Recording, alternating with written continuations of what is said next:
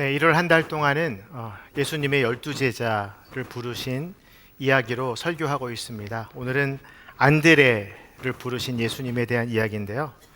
오늘 말씀의 제목은 예수님과 세상을 연결하다입니다. 서서평 천천히 평온하게 라는 영화가 있었죠. 2017년도에 우리 CGN TV에서 함께 개봉했던 영화고, 폴란드로 간 아이들 2018년도의 영화입니다. 또 교회 오빠라는 2019년도의 영화가 있고요. 작년에 무명이라는 영화, 이제 2025년도에 개봉했던 기독교 영화인데요. 이 영화의 공통점은 뭐냐면 한 영화사에서 이 영화들을 다 이제 국내에 배급을 했습니다. 그 배급사의 이름이 커넥트 픽처스입니다. 이 배급사의 대표인 남기용 대표님이 수원 온누리교회의 성도님이시면서 순장님이십니다. 이분은 2000년도부터 2014년도까지 소니 픽처스라는 회사에 근무하셨는데, 우리가 잘 알고 있는 헐리우드의 수많은 블록버스터들을 한 200편 정도 본인이 재직하던 한 15년 동안 우리나라에 배급을 했습니다. 대표적인 작품들이 겨울왕국이나 어벤져스 같은 시리즈물이 있죠. 우리나라에서 다 이제 빅히트를 쳤던 영화들입니다. 그렇게 잘 나가던 분이 갑자기 하나님께서 그 마음에 새로운 비전을 주셨기 때문에 기독 영화의 소비 운동이라는 비전을 가지고 이분이 커넥트 픽처스라는 회사를 차리시고 2017년부터 기독교 영화를 이제 우리나라에 배급하고 있습니다. 그런데 이 영화사의 철학이 중요합니다. 홈페이지에 있는 것을 제가 이제 퍼왔는데요. Connect with God, 하나님과 연결하라. Connect with you and me, 너와 내가 연결될 것이다. Connect with people and the world, 사람들과 세상을 연결하는 영화사.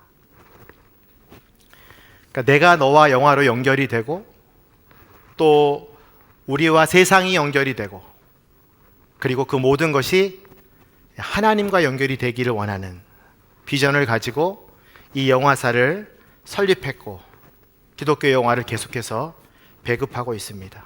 생각이 나시는 분들은 이 커넥트 픽처스가 한국의 많은 사람들에게 이 하나님과 연결시켜주는 이 복음 전도 영화를 잘 배급할 수 있도록 기도해 주시면 좋겠습니다. 오늘 본문에도 예수님과 세상을 연결해 주는 한 선지자가 등장하는데요. 세례 요한입니다. 34절 말씀을 같이 한번 읽겠습니다. 시작. 그런데 나는 그것을 보았습니다. 그래서 이분이 하나님의 아들이라고 증언하는 것입니다. 여기서 나가 누구냐? 바로 세례 요한이죠. 그는 세상 가운데 이분이 하나님의 아들이다, 내 뒤에 오실 그 메시아가 세상의 죄를 지고 이 인류를 구원할 하나님의 아들 예수 그리스도이시다라는 것을 증거하고 있었습니다. 그는 예수 그리스도에게 세례를 주면서 그가 메시아임을 깨닫게 됩니다. 하늘에서 하나님의 영이 그에게 충만히 임하는 것을 세례 요한은 경험하게 됩니다. 세례 요한은 그동안의 광야에서 이 땅으로 오실 메시아를 기다리면서 예수님을 소개하고 또 그분에 대하여 선포하는 일들을 행했는데 얼마나 감격스러웠을까. 그는 제사장 사가랴의 아들이었습니다. 금욕과 종말 사상을 강조하는 SNF파의 활동을 했었는데요. 그래서 이제 광야에서 살았고, 낙타의 털옷을 입고 허리에 가죽띠를 띠고 메뚜기와 석청, 천연 음식들을 먹었습니다. 가는 곳마다 선포했던 것은 뭐냐면 회개하라, 천국이 가까이 왔다. 주의 오실 길을 예비하라. 그의 메시지에 감동을 받은 사람들이 그에게 몰려왔습니다. 그리고 그에게 세례를 받기 시작했습니다. 그 중에 많은 제자들이 그를 따랐는데, 오늘 대표적인 두 사람이 오늘 본문에 나오는데요. 바로 안드레와 사도 요한입니다. 예수님의 공생의 기간 동안에도 이 요한의 제자들과 예수님의 제자들 사이에 갈등이 나타난 것을 우리가 알 수 있는데요. 마태복음 9장 14절 말씀입니다. 제가 읽겠습니다. 그때 요한의 제자들이 예수께 와서 물었습니다. 우리와 바리새파 사람들은 금식을 하는데 왜 당신의 제자들은 금식하지 않습니까? 예수님의 제자들과 세례 요한의 제자들이 금식을 두고 이제 갈등을 일으키는 장면이 잠깐 나오고 있습니다. 그만큼 이 세례 요한의 제자 공동체는 영향력이 있었습니다. 근데 중요한 것은 그들 모두가 메시아를 알아보지 못했다는 것입니다. 오직 이 세례 요한이 그분이 하나님의 아들이고 또 인류를 구원할 메시아이며 자신과는 비교할 수도 없는 위대한 인류의 스승임을 그가 증거하고 있었습니다. 그래서 그는 자신이 사랑하는 두 제자 안드레와 이 요한을 예수님과 연결시켜주기 위하여 예수님이 지나가시는 길에 서서 예수님을 향하여 이렇게 선포하고 있습니다. 35절에서 37절 말씀을 같이 한번 읽겠습니다. 시작. 다음 날 요한은 자기 두 제자와 함께 다시 그곳에 서 있다가 예수께서 지나가시는 것을 보고 말했습니다. 보라, 하나님의 어린 양이시다. 그 말을 듣고 요한의 두 제자가 예수를 따라갔습니다. 이 35절과 37절에 나오는 두 제자가 바로 안드레와 또 사도 요한입니다.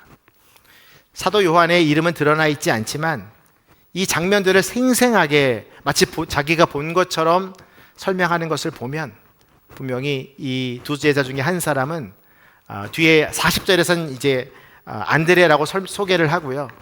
이 다른 제자의 이름은 나오진 않습니다. 그러나 대부분의 학자들은 이 사도 요한일 것이다 라고 생각합니다. 그들이 들었던 이야기는 바로 이것입니다. 보라, 하나님의 어린 양이시다.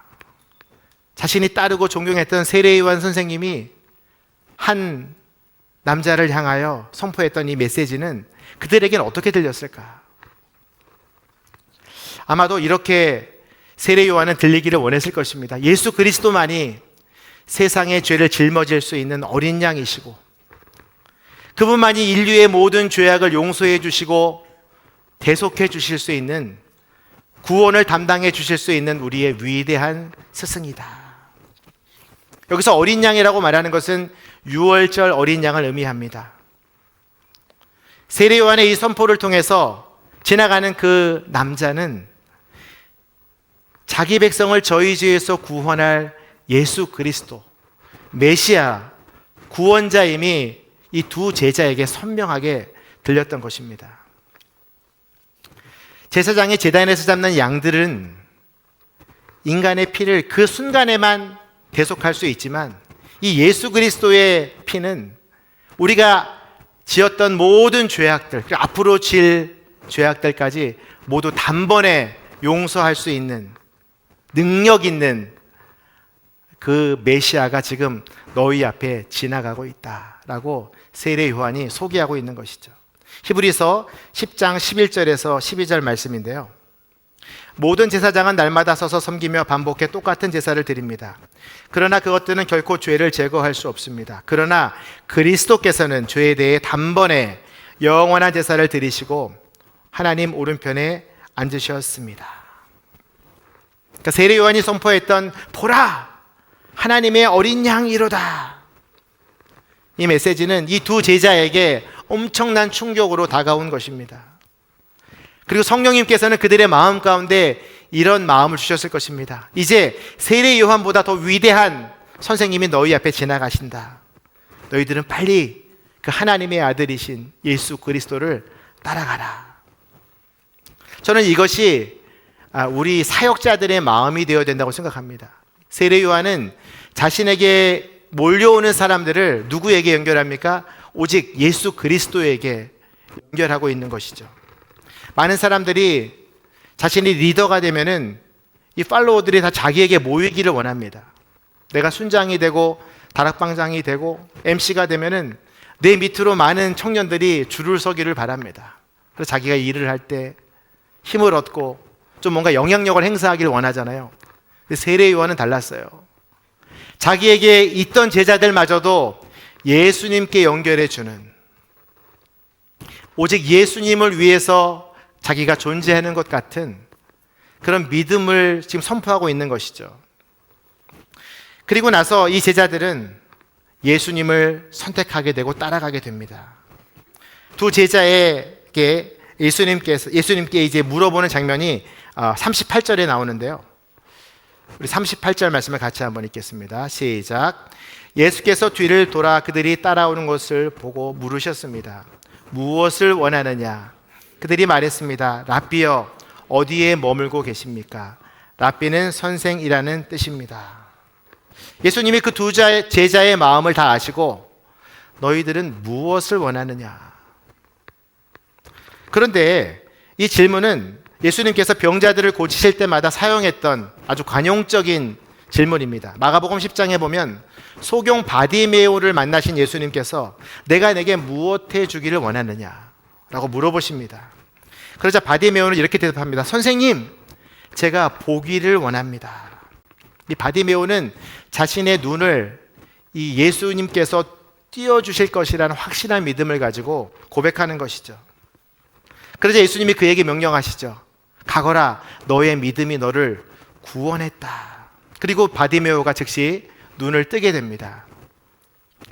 바디메오는 예수님을 향한 믿음의 선포 때문에 치유를 받았고 그 즉시 예수님의 제자가 되어서 예수님을 따라가는 일들이 벌어집니다. 마가복음 10장 52절 말씀인데요. 같이 한번 읽죠. 시작. 예수께서 말씀하셨습니다. 가거라, 내 믿음이 너를 구원했다. 그러자 그 즉시 그는 보게 됐고 예수를 따라 길을 나섰습니다. 그러니까 이 이야기를 우리가 비추어 보면은 너가 정말 무엇 하기를 원하느냐 예수님이 물어보셨을 때 그 말씀 안에는 어떤 의미가 있을까요? 너도 내 제자가 되기를 원하느냐?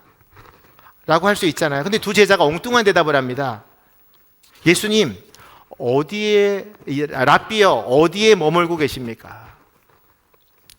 예수님이 사시는 곳을 먼저 물어봐서 나중에 찾아가서 그분에게 그분과 교제하는 마음으로 아마 질문한 것 같습니다. 근데 저는 그들의 대답 가운데 약간 이제 모자람이 있다고 생각합니다. 왜냐하면 예수님이 무엇을 원하느냐라고 물어봤을 때에는 정말 자신이 원하는 일들을 말해야 하는 것이죠. 마가복음 10장 35절에서 36절에 보면 세베대의 두 아들 야고보와 요한이 예수님께 다가와하는 말하는 장면이 나오는데요. 같이 한번 우리가 35절과 37절까지 한번 같이 읽겠습니다. 시작. 그러자 세베대의 두 아들 야고보와 요한이 예수께 다가와 말했습니다. 선생님, 저희의 소원을 들어주시기 원합니다. 예수께서 물으셨습니다. 내가 너희에게 무엇해 주었으면 좋겠느냐? 그들이 대답했습니다. 주께서 영광의 자리에 앉으실 때 저희 중 하나는 오른편에 하나는 왼편에 앉게 해 주십시오. 이것은 예수님이 무엇을 원하느냐라는 질문에 잘못된 답변을 하는 것이죠. 마치 예수님을 잘 알지 못하고 그분이 왕으로 임하셔서 이 모든 로마의 이 탄압에서 우리를 건져주셔서 로마 황제 위의 왕으로 임할 것을 상상하면서 지금 소원을 말하고 있는 거예요. 하나님, 저는 오른편에, 하나님, 저는 왼편에 앉혀주십시오. 이런 질문은 우리에게도 주어질 수 있는 것이죠. 여러분들이 지금 이 자리에서 예수님께 이런 질문을 받는다면 어떤 대답을 하시겠습니까? 내가 너에게 무엇 해주기를 원하느냐? 예수님께서는 이 야고보와 요한의 질문에 대한 대답에 대하여 책망하십니다. 40절과 43절에서 44절 제가 읽겠습니다. 그렇지만 내 오른편이나 왼편에 앉은 것은 내가 정해주는 것이 아니라 그 자리는 미리 정해놓은 사람들에게 돌아갈 것이다. 그러나 너희는 그렇게 해서는 안 된다. 오히려 누구든지 너희 중에서 큰 사람이 되고 싶은 사람은 너희를 섬기는 자가 되고 누구든지 으뜸이 되려는 사람은 모든 사람의 종이 돼야 한다. 참된 제자가 된다는 것은 어떤 것일까? 주님이 그렇게 물어보셨을 때 그 주님이 원하시는 대답을 하는 제자가 참된 제자가 되는 것이죠. 내가 주님과 함께 영광을 누리기를 원합니다. 내가 그 높은 자리에 앉기를 원합니다. 이것보다는 주님, 나는 주님이 내 모든 이 병을 낫게 하실 수 있는 분인 줄로 내가 믿습니다. 내가 보기를 원합니다. 이 바디메오처럼 겸손하게 대답할 수 있는, 그분이 어떠한 분이신지 믿고 믿음으로 선포하는 대답이 우리에게 필요한 것이죠. 그러나 우리는 이런 질문을 받을 때에 대부분 야고보와 요한처럼 우리의 욕심을 말하죠. 너에게 내가 무엇 해주기를 원하느냐? 주님, 제가 저 자매와 저 형제와 교제하기를 원합니다. 주님, 저 수는 좀 우리 순에서 좀 떠나게 해주십시오. 주님, 이 대기업에 정말 꼭 취업하기를 원합니다. 주님, 오늘 가급적이면 설교가 좀 짧았으면 좋겠습니다. 이게 우리의 본성이고 우리의 욕심이죠. 저는 여러분들이 주님이 이렇게 물어보실 때에 주님이 어떠한 대답을 원하실까? 오늘 이 설교를 통해서 그 답을 찾게 되기를 소망합니다. 그들은, 이 두 제자는 예수님을 따르는 심정으로 어디에 머물고 계십니까? 그때 예수님이 이렇게 그들에게 말씀하십니다. 39절 말씀을 같이 읽죠. 시작. 예수께서 대답하셨습니다. 와서 보라. 주님께서 아주 의미 있는 함축적인 대답을 하십니다. 와서 보라. 안드레와 요한은 예수님이 계시는 곳을 가서 보고 예수님과 긴 시간을 지내게 됩니다. 그리고 나서 이분이 메시아이시구나, 이분이 정말 세상죄를 지고 가는 어린 양이시구나, 내가 이분한테 가면 이분은 나를 따뜻하게 맞아주시는 분이시구나. 이 와서라는 말 안에는요, 명령과 금지라는 의미가 있을 수도 있겠지만 요청이라는 의미가 있어요. 요청. 다시 말해서 예수님이 와서 보라의 와는 제발 나에게 좀 와라. 내가 너를 지금 맞이하기를 원한다. 네가 오면은 나는 언제든지 너에게 열려있다.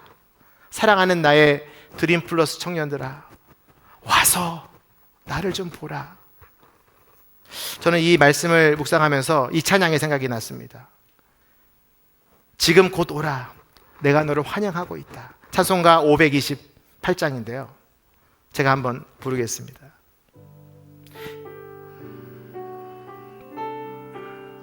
주님의 마음으로 들으십시오.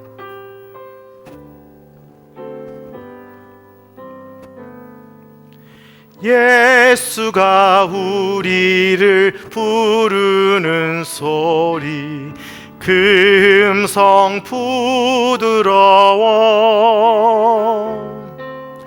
문 앞에 나와서 사면을 보며 우리를 기다리네. 오라 오라, 방황치 말고 오라. 죄 있는 자들아 이리로 오라. 주 예수 앞에 오라. 이 두 제자에게 주님이 와서 보라, 그 와라는 의미에는 이 엄청난 뜻이 들어있는 거예요. 제발 너가 나에게 왔으면 좋겠다. 나는 너를 제자 삼고 싶다. 주저하지 말고 오라. 그 뒤에 이제 와서 보라는 의미는 무엇일까? 보라. 이것은 미래적인 의미예요. 오라가 현재적인 의미라면 이 보라는 미래적인 의미입니다. 네가 나에게 오면 너는 보게 될 것이다. 그리고 이 의미 가운데는 계속과 반복된 의미가 있어요. 너희가 이제 나를 보게 될 것인데 계속해서 보게 될 것이다. 무엇을 보게 될 것인가? 하나님 나라의 일들을 보게 될 것이다.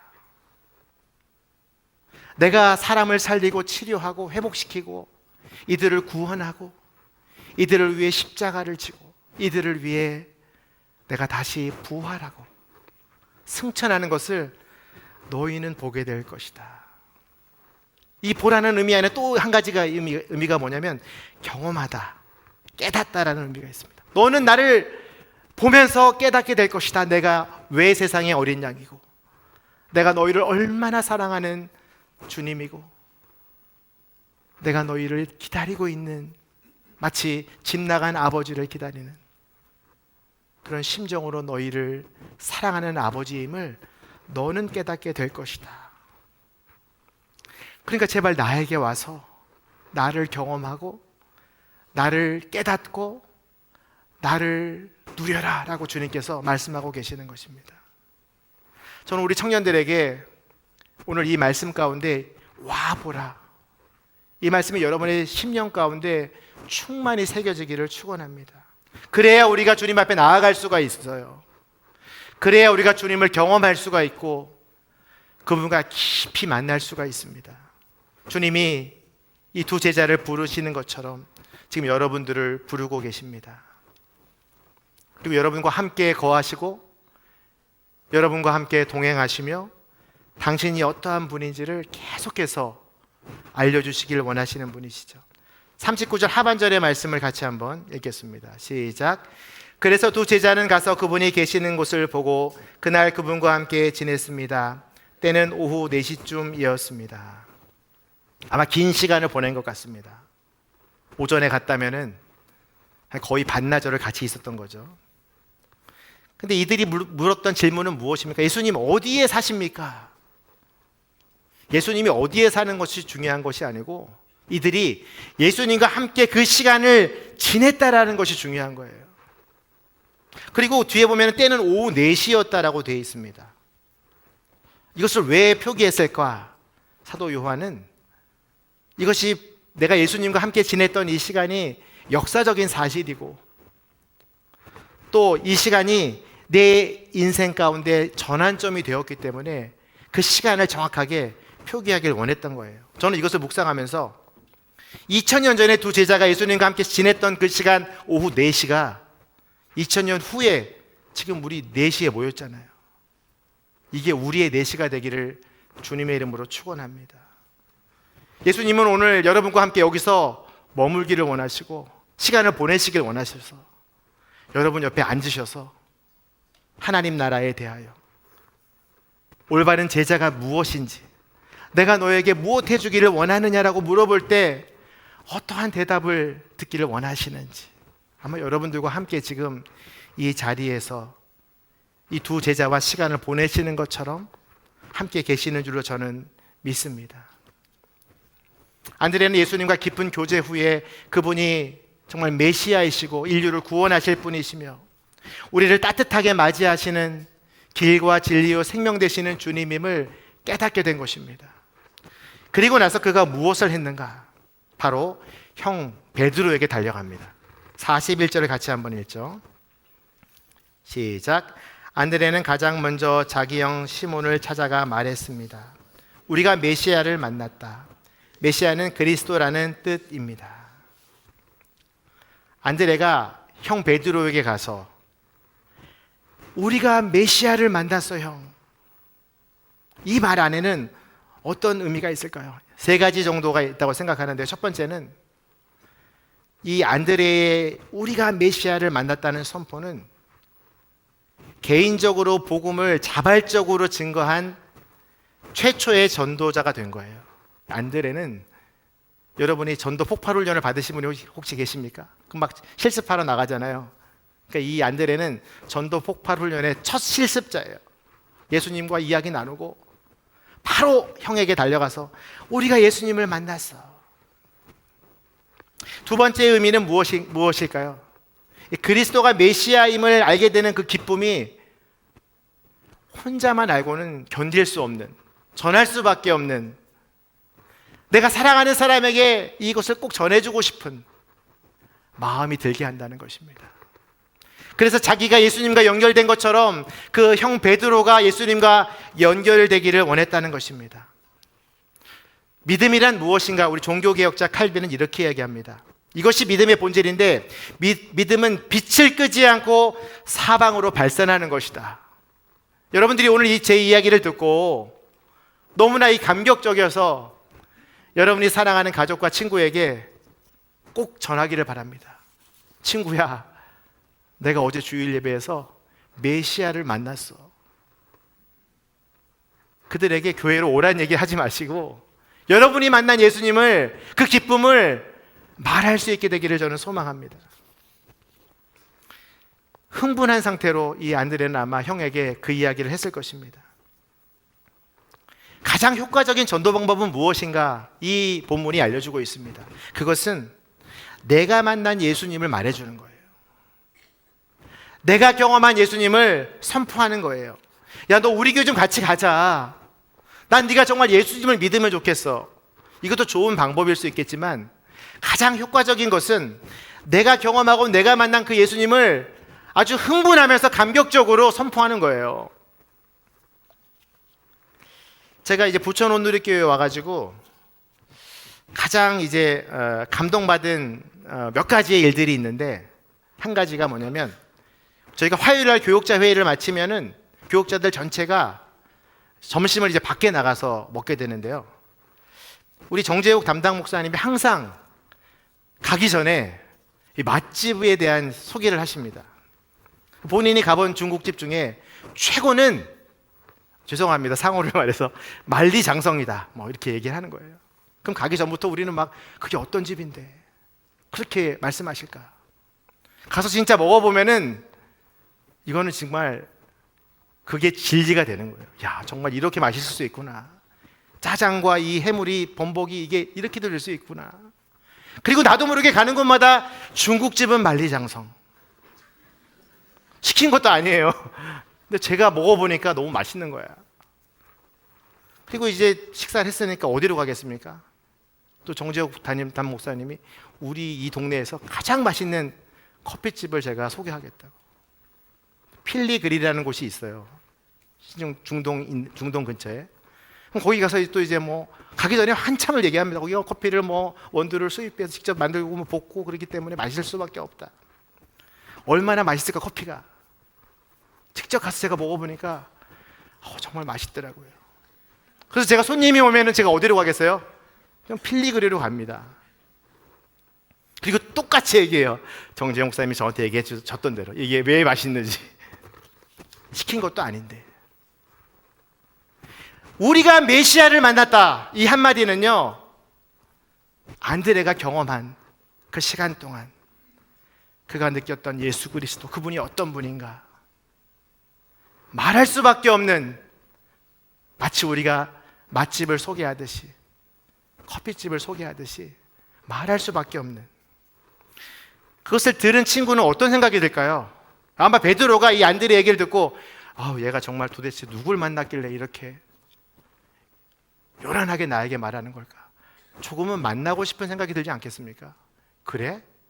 한번 나도 만나보자. 어떤 분이길래 네가 이렇게 호들갑을 떠는 거야?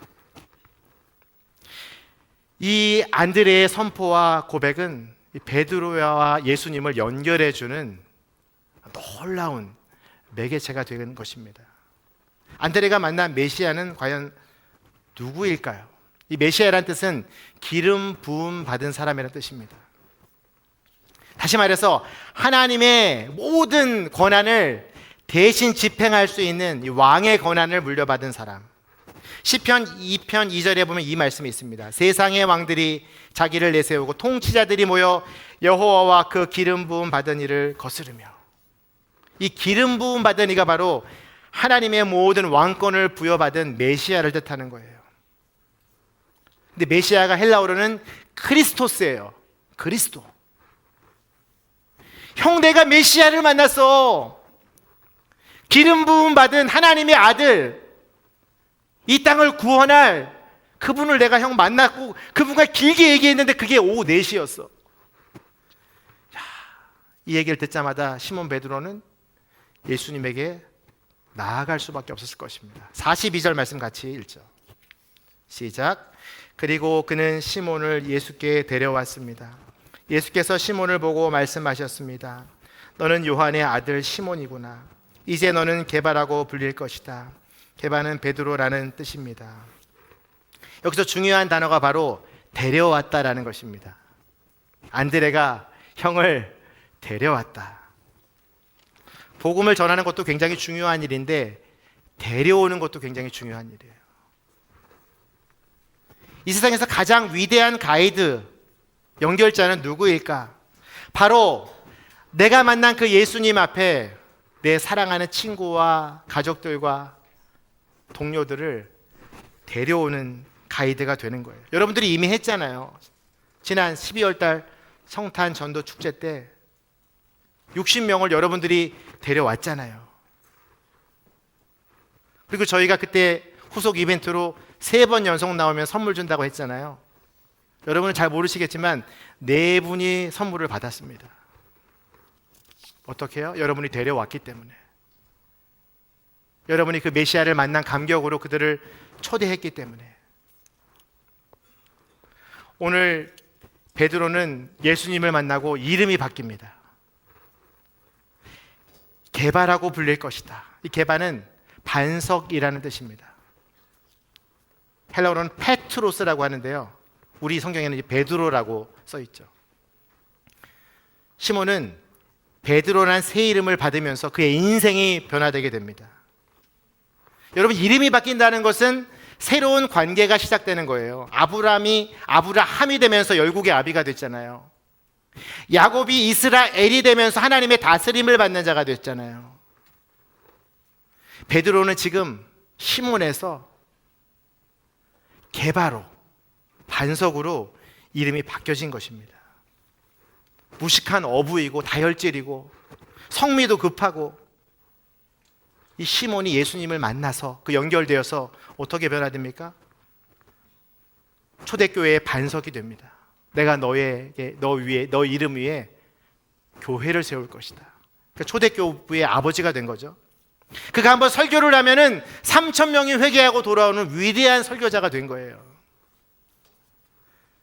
그리고 그는 예수님의 십자가의 죽음을 깊이 묵상하면서 자신은 거꾸로, 전승에 의하면 거꾸로 십자가에 달려서 죽는 위대한 순교자가 된 것입니다. 누구 때문에? 안드레 때문에. 안드레가, 형, 내가 예수님을 만났어. 형도 만나게 되면 좋겠어. 저는 여러분들이 그런 안드레와 같은 위대한 하나님의 사람들을 연결하는 축복의 통로가 되기를 소망합니다. 여러분들은 모를 거예요. 여러분이 그 연결하고 데리고 온 그 친구가 나중에 위대한 전도자가 될 수 있어요. 베드로처럼. 여러분이 돌이킨 여러분의 자녀들 있잖아요. 지금 여기 부모님들 많이 와 계신 거 알아요. 끝까지 여러분 예수님께 여러분의 자녀를 연결해 주십시오. 그 자녀가 나중에 좀 위대한 하영조 목사님과 같은 설교가가 될 수도 있잖아요. 우리 드림 플러스 청년들이, 저는 왜 여러분들을 하나님이 세상 가운데 두셨을까? 어떤 사람은 교사로, 어떤 사람은 회사원으로, 어떤 사람은 대학생으로. 이유는 딱 한 가지예요. 하나님은 여러분들이 계신 그 삶의 현장에 예수님과 그 계신 분들을 연결하기를 원하세요. 여러분들은 안드레처럼 예수님과 그들을 연결하는 위대한 가이드가 될 수 있는 거예요. 오늘 말씀을 준비하면서 예수님과 연결되는 축복과 기쁨의 찬양이 있는데요, 난 예수가 좋다오 라는 찬양인데요, 여러분이 안드레처럼 찬양했으면 좋겠어요. 형, 내가 오늘 예수를 만났어. 나 그 예수가 너무나 좋아. 나 그 맛집이 너무나 맛있어. 형, 그 커피가 너무나 맛있어. 형도 그것을 맛보았으면 좋겠어. 이런 심정으로 한번 이 찬양을 함께 부르면 좋겠습니다. 신나게 부르고 힘차게 부르고 기도하겠습니다. 다 같이 일어나시죠.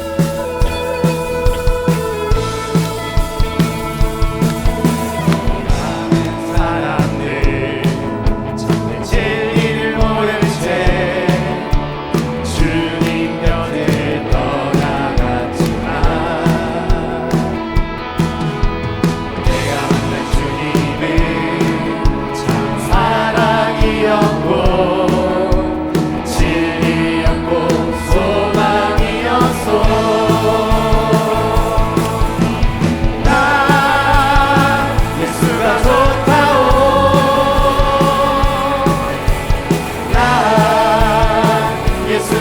좋다오